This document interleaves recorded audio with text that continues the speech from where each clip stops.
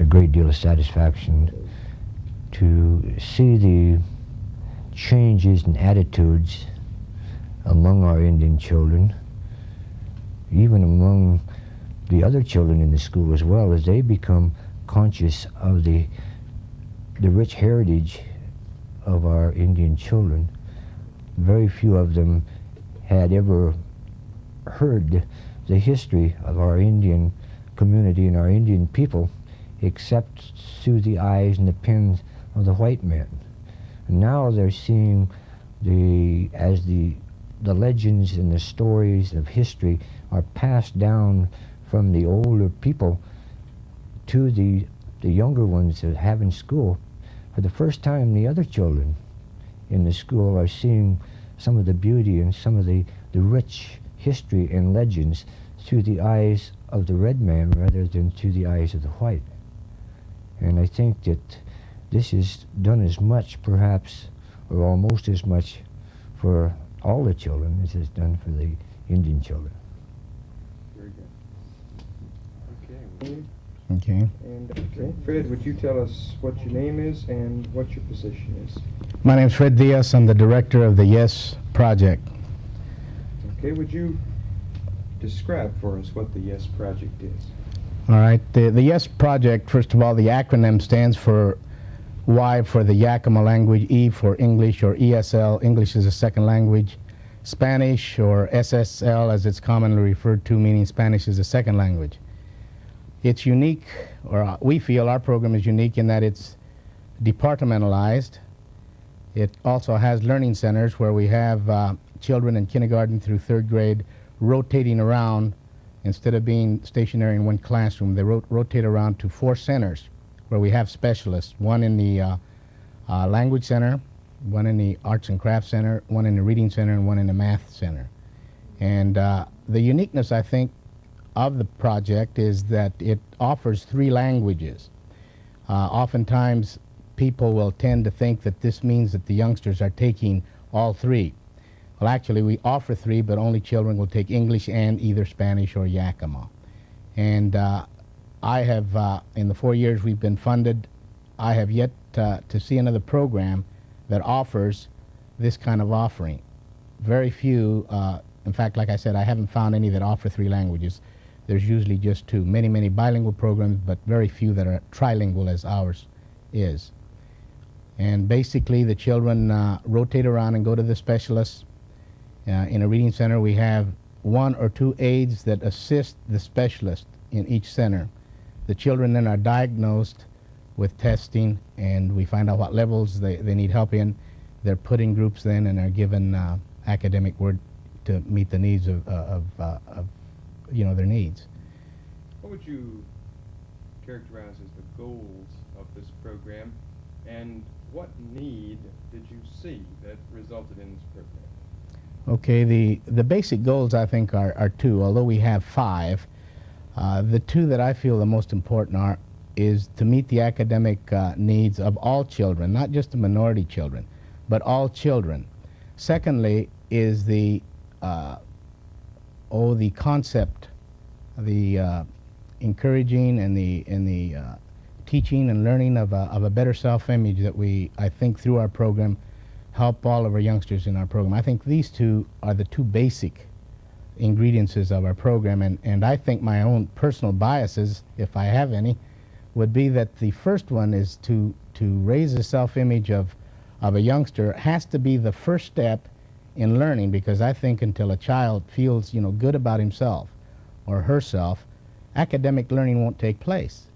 You can have the best teacher and the best books, but until a child feels good about themselves, the learning just won't be there. Also, another objective is the community involvement and the parental involvement that we've had. We've seen it through the year, and I think this program, more than any other program I've ever seen in Toppenish, and I was raised in Toppenish, has done more to combine the different cultural people of the community together. At first, I think it was reluctant by some because they were not knowledgeable about what it was. It was a threatening thing, but I think those aspects speak to our program.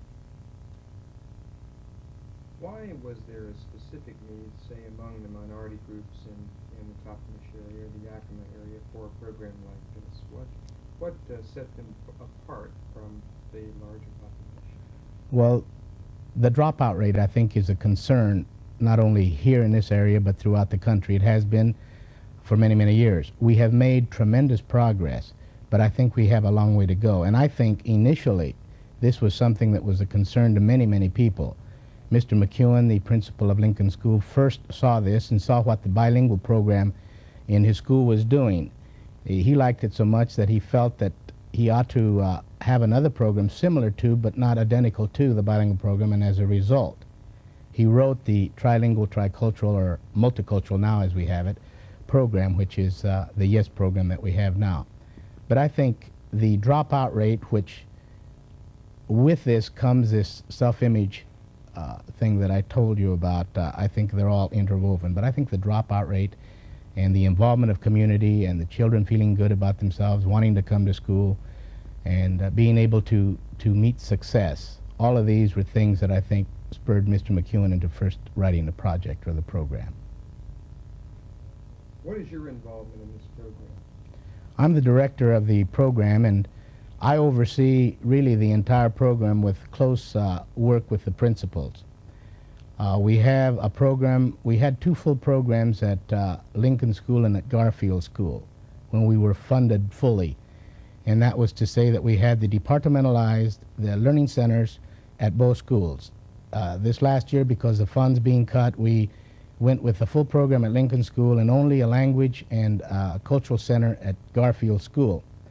And my job is to assist the principal in running the program, interviewing the applicants, supervising, observing, providing workshops for my staff, and all of the management and fiscal aspects of the program is my responsibility. Where do you draw your teachers from? And what sort of capabilities do they need in order to be able to teach the program? The teachers initially were drawn from within the district, and then after that we saw that we needed to get more minority teachers involved. Teachers that were Yakima, teachers that were Mexican teachers or of Mexican-American background, to try to implement the program as we had written it. Now this isn't often, we're not often able to do this because of lack of teachers sometimes, but I think now in this day and age with the colleges now recognizing the need for bilingual, bicultural programs, more minorities are coming through the colleges and are available to work. And the district has made a commitment to hire as many minorities as is possible whenever they're available. And right now I think that we have about 70% of our staff is minority. And in each center we have at least one and sometimes two minority staff of the target cultures that we serve. How do you use culturally relevant materials and concepts in the program? What kinds of things do you choose to use? Legends, stories, handcrafts, and that sort of thing. And how do you incorporate them in the overall education program? Okay, the cultural aspects of our program is one that we really like to stress because, again, as I said earlier, I think it's a very, very important part of children.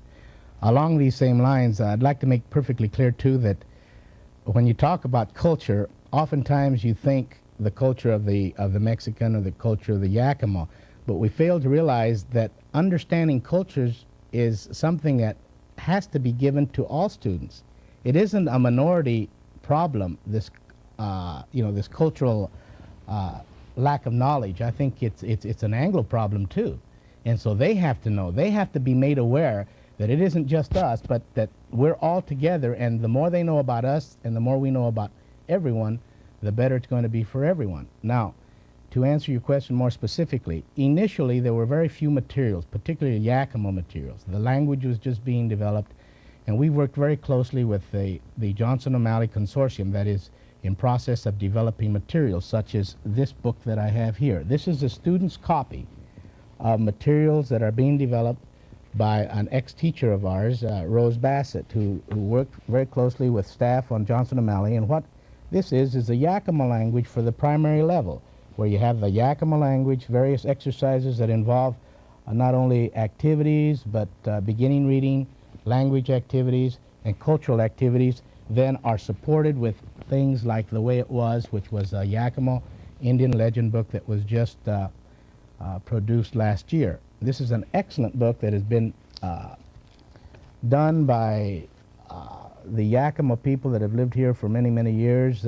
If I understand correctly, they went to many of the people that spoke, some of them only Yakima. Their voices and the stories were told in Yakima and then translated over. So it's very original. And these books were, like I said, just given and put on sale last year. They are also in process of doing and developing more materials so that our teachers and our staff don't have to rely entirely on their own backgrounds to develop materials. We are in process also are doing such things as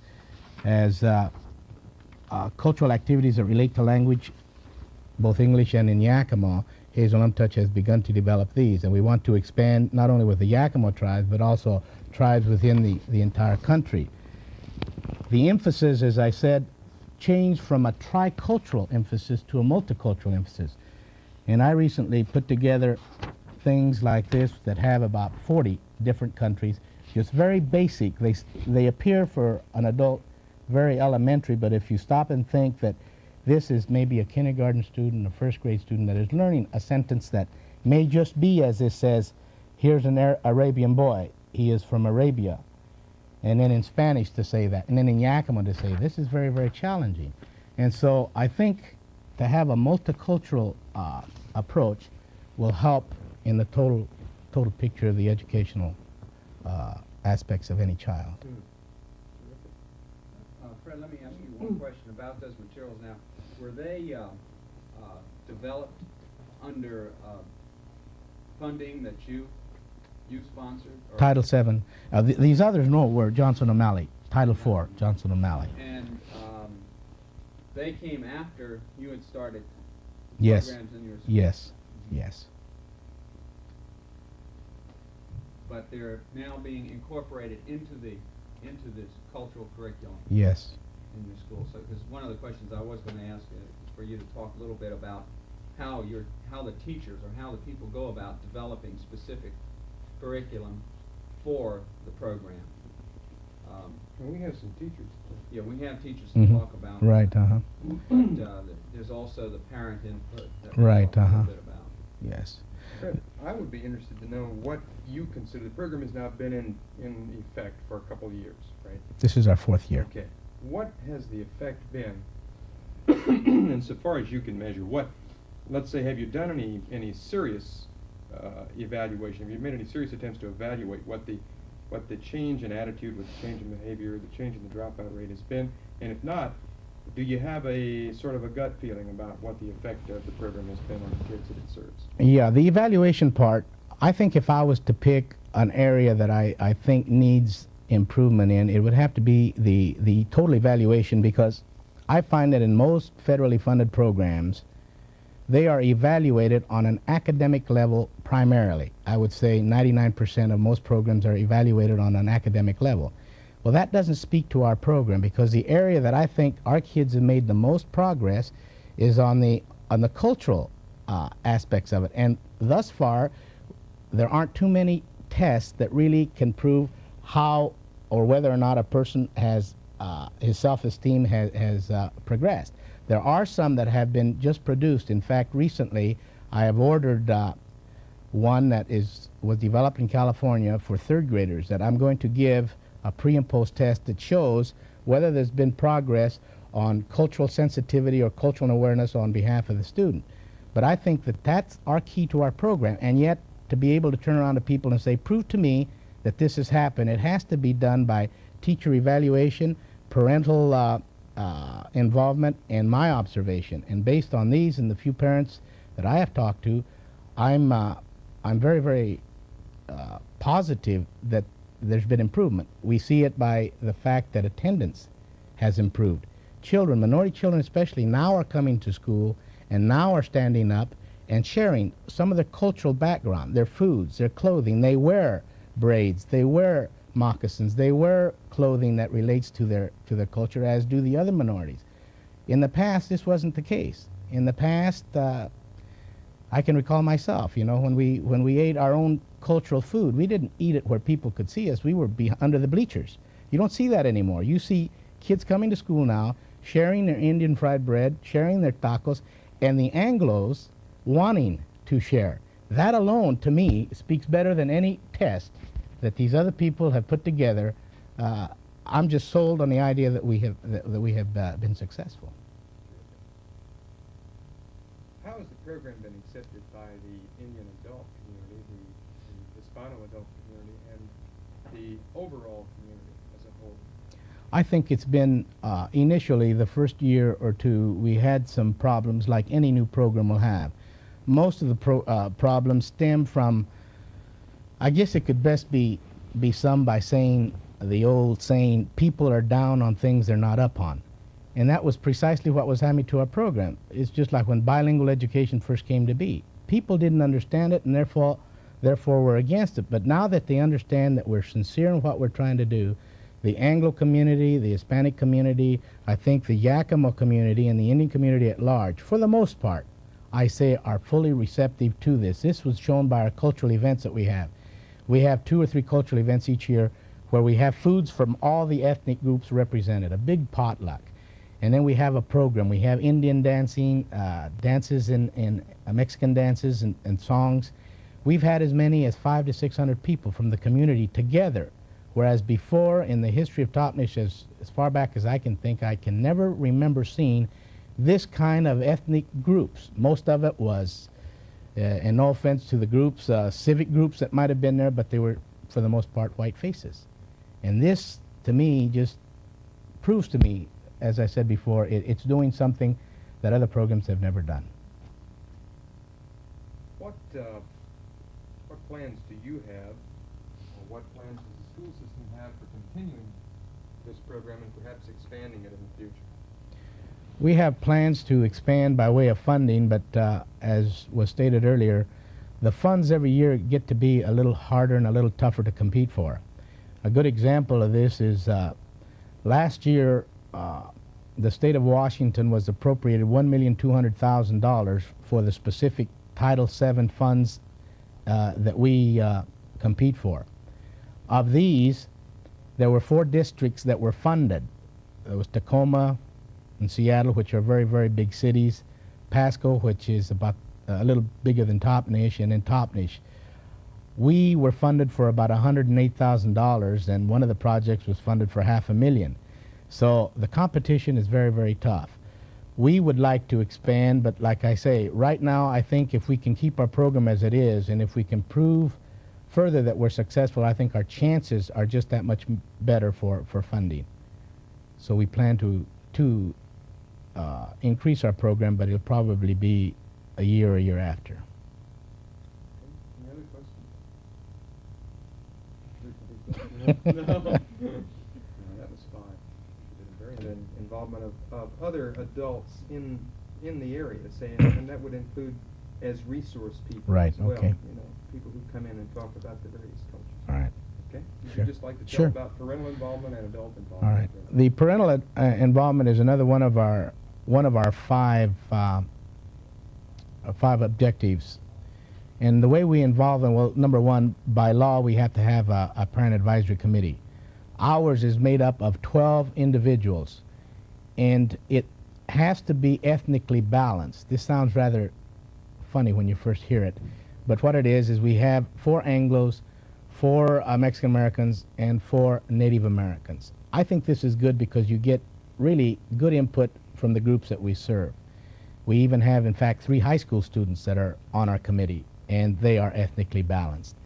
We meet monthly, and their responsibility is to give our program advice. They're an advisory capacity type of committee. Nothing is done without their approval, and that is everything from any changes in our project, academic changes, fiscal changes, any of these are approved by the PAC. Other involvement, we have resource people that come into our classes and share with the groups anything that they feel like they want to share, such things as cooking, sharing of artifacts, arts and crafts, this type of thing. In fact, it's written, we feel it's so important that we've written it into our budget so that we can pay these people a little bit for their coming and going. We also just have an open door policy for parents that want to come in and sit in with their youngsters and follow them around. I think that the parental involvement has been very, very good. One of the most successful ways of getting them involved, I have found, for people that may anticipate a program like this, is to involve their children. You involve their child, and the parents are going to be there. And you'll have more parents, you'll have the grandparents, you'll have the cousins, you'll have the dog and the cat. Everybody will be there. If that kid does nothing more than just carry the flag out there or something, or has one line, his child's involved and the parents will be involved. Okay.